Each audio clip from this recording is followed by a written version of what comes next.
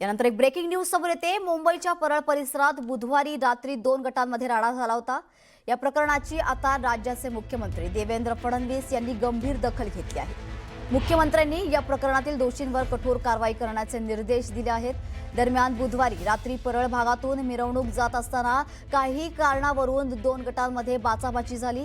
यावेळी इथं उपस्थित असलेल्या पोलिसांनी तातडीने हस्तक्षेप करत परिस्थिती नियंत्रणात आणली।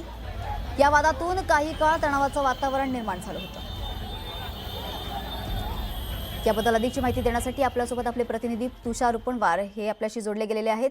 तुषार, काल आपण पाहिलं की मुंबईच्या परळमध्ये 2 गटांमध्ये तुफान हाणामारी झाली। काय कारण होतं, नेमकं काय अधिकची अपडेट याबद्दल?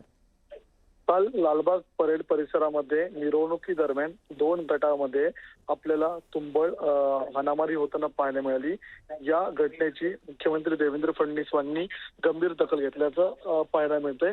मुख्यमंत्री देवेंद्र फडणवीस यांनी स्थानिक पोलीस प्रशासनाला जे या घटनेमध्ये दोषी आहेत त्यांच्यावरती कारवाई करण्याचे निर्देश दिलेले आहेत। पोलीस प्रशासनाकडून सीसीटीव्हीच्या माध्यमातून नेमके कोण आरोपी होते, सुरुवात नेमकी कोणामुळे झाली, मिरवणुकीमध्ये नेमकं पोस्टर फाडण्यात जो आला होता तो पोस्टर नेमका कोणी फाडला होता, त्या संदर्भातला तपास स्थानिक पोलीस अधिकारी करताना पाहायला मिळतात। स्वतः मुख्यमंत्री देवेंद्र फडणवीस या परेलच्या घटनेसंदर्भात लक्ष ठेवून आहेत आणि त्यांनी आदेश देखील दिलेले आहेत की यामध्ये जे दोषी असतील त्या सर्वांवरती कारवाई करण्यात यावी।